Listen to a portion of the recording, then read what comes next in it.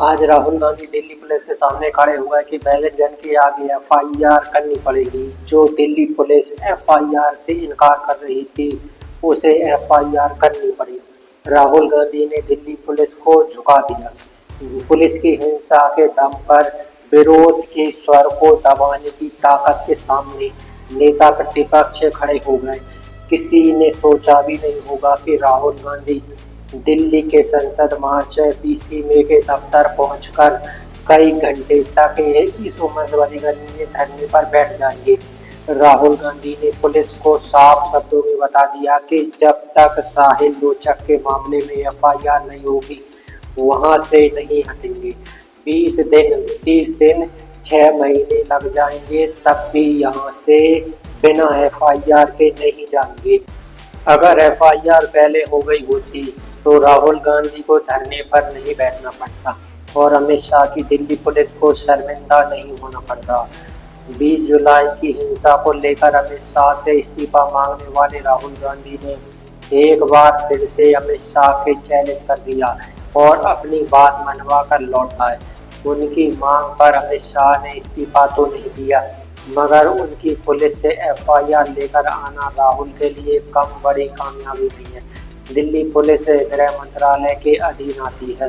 जो Delhi police ballot gun से घायल साहिब लोचक की एफआईआर नहीं कर रही थी, राहुल गांधी के अड़ जाने के बाद कई घंटे तक धरने पर बैठ जाने के बाद अज्ञात के खिलाफ एफआईआर करती पड़ गई।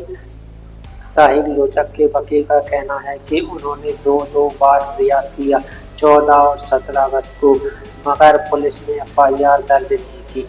ईमेल से शिकायत भेजी गई, मगर कोई एक्नॉलेजमेंट नंबर नहीं दिया गया जिससे पता चले कि दिल्ली पुलिस को शिकायत मिल गई है। एफआईआर का ये मामला उस साहिल के बारे में जिसका कहना है कि उसे दिखाई नहीं दे रहा क्योंकि 20 जुलाई को बैलेट गन से उनकी आंख सर क्षतिग्रस्त हो गई है। कायदे से दिल्ली पुलिस को खुद से एफआईआर करनी चाहिए थी। इसके नेता प्रतिपक्ष राहुल गांधी को धरने पर क्यों बैठना पड़ा? राहुल अपने साथ साथी साहिल लोचक और उनके परिवार के सदस्यों के साथ संसद मार्ग थाने पहुंच गए, जहां डीसीपी का दफ्तर है। एफआईआर की मांग करने लगे। 30 जुलाई की हिंसा को 1 महीने हो गए हैं, अब तक एफआईआर हो जानी चाहिए थी। इसके लिए नेता प्रतिपक्ष को, प्रियंका गांधी को, कांग्रेस पार्टी के दूसरे नेताओं को संसद मार्च थाने के बाहर क्यों जमा होना पड़ा? हम सिर्फ ये कह रहे हैं कि एफआईआर दर्ज कीजिए, एफआईआर दर्ज कीजिए। हिंदुस्तान का एक युवा है, उनकी मम्मी यहाँ पे ज्योति खड़ी है, उनके पिता दीपक है, साहिल है ये, और हम सिर्फ ये कह रहे हैं कि प्लीज एफआईआर दर्ज कीजिए। अंदर से हमें बताया जा रहा है कि देखिए ऊपर से ऑर्डर आया है, एफआईआर नहीं हो सकता है। सिंपल सी बात है, जब तक एफआईआर नहीं होगा तब तक हम यहां से नहीं हिलने वाले हैं। सिंपल सी बात है, एफआईआर करना होगा। इस देश में लाखों लोगों के साथ ये अन्याय होता है, महिलाओं के साथ होता है, जिनका रेप किया जाता है उनके साथ होता है, गरीबों पर यह किया जाता है, हर रोज किया जाता है। और ये नई दिल्ली में कनॉट प्लेस में आपकी आंखों के सामने किया जा रहा है। इसीलिए हम सिर्फ एक मांग है हमारी, एफआईआर, डीडीआर और जो इन्वेस्टिगेटिव ऑफिसर है उसका आप नाम हमें बता दीजिए, हम चले जाएंगे। राहुल गांधी को 6 घंटे पर धरने पर बैठा देने को दिल्ली पुलिस पे आज फैसला लेना ही था। इस बार राहुल गांधी ने दिल्ली पुलिस को अमित शाह के गृह मंत्रालय एक ऐसे कमजोर पॉइंट पर पकड़ लिया जिसके लिए उनके पास कोई ठोस दलील नहीं थी। मोदी सरकार बहुत ज्यादा रिस्क नहीं ले सकती थी, वरना ये मुद्दा बहुत ज्यादा बड़ा हो जाता, क्योंकि राहुल गांधी ने साफ साफ कह दिया 6 महीने लग जाएंगे, मगर साहिल लोचक की एफआईआर के बिना यहाँ से नहीं जाएंगे। 21 जुलाई को जब राहुल गांधी अचानक प्रधानमंत्री मोदी के आवास के बाहर धरने पर बैठ गए, उस दिन भी सरकार सत्ते में आ गई थी। केंद्रीय मंत्री जितेंद्र सिंह राहुल गांधी से बात करने लगे। उस दिन दिल्ली पुलिस राहुल गांधी को, प्रियंका गांधी और अखिलेश यादव को वहां से उठाकर अलग अलग जगहों पर ले गई, लेकिन इस बार राहुल गांधी के साथ ऐसा करना मुश्किल था। राहुल गांधी की मांग सही थी कि एफआईआर क्यों नहीं हुई और कैसे नहीं होगी। अंत में दिल्ली पुलिस को झुकना पड़ गया। बैलेट गन के मामले में ये पहली एफआईआर है। 1 महीने बाद एफआईआर हुई है और नेता प्रतिपक्ष राहुल गांधी के अड़ जाने के बाद, धरने पर कई घंटे बैठ जाने के बाद हुई है। पुलिस से आंख में आंख डालकर बात करने के बाद हुई है। 1 महीना हो गया, छर्रे शरीर में है, 3 छर्रे आंख में है, आंख से इनको दिखाई नहीं देता है, 3-4 छर्रे दिल के पास है। साफ दिख रहा है कि एक युवा के साथ अन्याय हुआ है। और तब भी आज सुबह 11, 11:30 बजे हम यहाँ आए। 1 महीने से ये घूम रहे हैं। 11:30 बजे आए, अभी 6:30 बज गए हैं, 6:45 हो गए। तब जाके एफआईआर फाइल की। अब आप इमेजिन कीजिए, इस देश में कितने महिलाओं का बलात्कार होता है, रेप होता है, कितने बच्चों को मारा जाता है, कितने लोगों को गोली मारी जाती है, कितने लोगों के शरीर में छर्रे होते हैं। ये न्यू दिल्ली, बिल्कुल दिल्ली के बीच में पुलिस स्टेशन है, यहाँ पे न्याय नहीं मिल रहा है। अब इमेजिन कीजिए, गांव के किसी पुलिस स्टेशन में या छोटे से शहर के किसी पुलिस स्टेशन में क्या होता है। हमने यहाँ पे कोई गलत काम नहीं किया है, हमने सिर्फ एक हिंदुस्तान के नागरिक के लिए, उसकी माँ के लिए, उसके पिता के लिए न्याय मांगा है और उसके लिए 8 घंटे लग गए।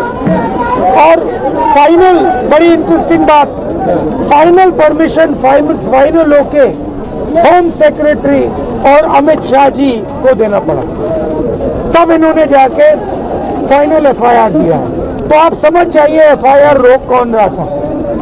ये बेचारे जो पुलिस वाले हैं, ये चाहते थे एफआईआर करना, वो वाले भी चाहते थे एफआईआर करना, बट ऊपर से न्याय के ब्रेक लगी हुई। राहुल गांधी क्यों बार बार कहे जा रहे हैं बैलेट गन का सबूत पूछा जा रहा है तो दिखा रहा हूँ। इसका संदर्भ ये भी हो सकता है कि संसदीय कार्य मंत्री किरण रिजिजू का समाचार एजेंसी ANI को इंटरव्यू, जब मंत्री को बताया गया कि बिहार में AK-47 से गोली चली है, तो मंत्री जी कहने लगे कि मैं याद दिलाना चाहता हूं कि पुलिस की कार्रवाई में किसी की भी मौत नहीं हुई, किसी की भी हड्डी नहीं टूटी, कोई भी प्रदर्शनकारी अस्पताल में गंभीर चोट के साथ भर्ती नहीं हुआ, जबकि ये बात गलत है। मगर मंत्री जी कहते हैं कि दिल्ली पुलिस की तारीफ होनी चाहिए। क्या बिहार में AK-47 वाकई नहीं चली? अगर ऐसा है तो फिर सिवान और भोजपुर के SP का तबादला क्यों किया गया? गोली चलाने वाले कांस्टेबल का निलंबन क्यों हुआ? सिवान के DM और SP ने गोली चलाने की बात कैसे स्वीकार कर ली? अगर मंत्री कहेंगे कि किसी की हड्डी नहीं टूटी है, किसी की मौत नहीं हुई है, तो नेता प्रतिपक्ष को क्या करना चाहिए? क्या उनको दिखाना नहीं चाहिए कि बैलेट गन का इस्तेमाल हुआ है? साहिल लोचक की आंखें क्षतिग्रस्त हुई है। जुलाई को बैलेट गन का प्रयोग हुआ, उसका सबूत क्या है? सबूत ये है, देखिए, ये है पैलेट्स, देख लीजिए, इनको अच्छी तरह देख लीजिए, ये देखिए, ये है पैलेट्स। ये कहाँ से आए?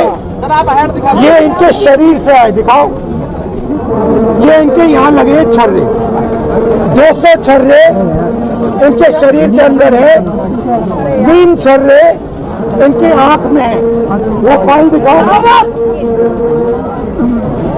अरे स्टिल ये भाई करना चाहिए। ये है एम्स की रिपोर्ट, लेडी हार्डन की रिपोर्ट, जिसमें साफ लिखा है कि इनको एम्स की एरी, जिसमें साफ लिखा है कि इनके शरीर में 200 से ज्यादा छर्रे हैं, आंख में 3 छर्रे हैं, आंख इनकी खो गई है, उस आंख से वो नहीं देख पाएंगे, और इनके दिल के पास, बिल्कुल दिल के पास छर्रे हैं जो छुए नहीं जा सकते हैं। दिल्ली पुलिस ने कहा कि हमने छर्रे नहीं चलाए, तो एक ही सवाल है, अगर आपने नहीं चलाए तो किसी ने तो ये छर्रे चलाए होंगे, शायद किसी और ने इन पर छर्रे चला दिए, और अगर किसी और ने नहीं चलाए तो पता नहीं, शायद इन्होंने ही छर्रे चला दिए हों। मगर क्राइम तो हुआ है क्योंकि इनके शरीर में छर्रे हैं।